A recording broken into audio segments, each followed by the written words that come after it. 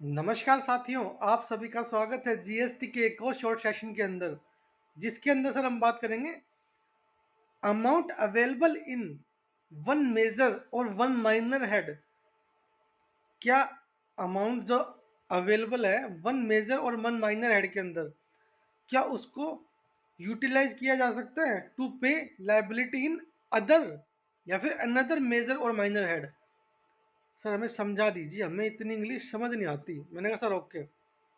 Sir आपके CGST के major head में पैसा पड़ा हुआ है, क्या आप उस पैसे से क्या आप उस पैसे से आईजीएसटी की लायबिलिटी को डिस्चार्ज कर सकते हैं? ये तो हुआ एक मेजर हेड से एक मेजर हेड की लायबिलिटी डिस्चार्ज करने की बात। या फिर आपके पास एक मेजर हेड के अंदर माइनर हेड में पैसा पड़ा हुआ है, सीजीएसटी के मेजर हेड के अंदर आपका पैसा रखा हुआ है सर इंटरेस्ट के माइनर हेड में, तो क्या आप उससे आईजीएसटी के माइनर हेड की दैट इज इंटरेस्ट की लायबिलिटी को पे कर सकते हैं? सर कभी नहीं पे कर सकते।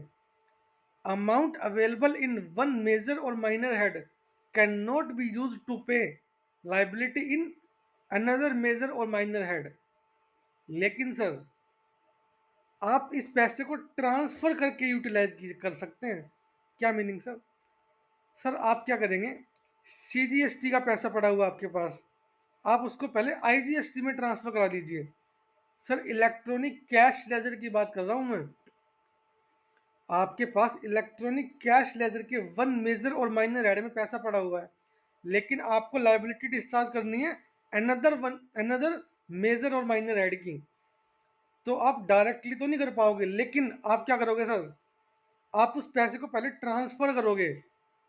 ट्रांसफर करने के बाद उस पैसे से आप लायबिलिटी को डिस्चार्ज कर सकते हैं। एग्जाम्पल, आपके पास आईजीएसटी की लायबिलिटी शो हो रही है, लेकिन आपके इलेक्ट्रॉनिक कैश लेजर में सीजीएसटी के अंदर कैश डिपॉजिटेड है, तो सबसे पहले तो आप इलेक्ट्रॉनिक कैश लेजर के सीजीएसटी से पैसे को ट्रांसफर कराइए आईजीएसटी में, और उसके बाद आप आईजीएसटी की लायबिलिटी को डिस्चार्ज कर सकते हैं सर।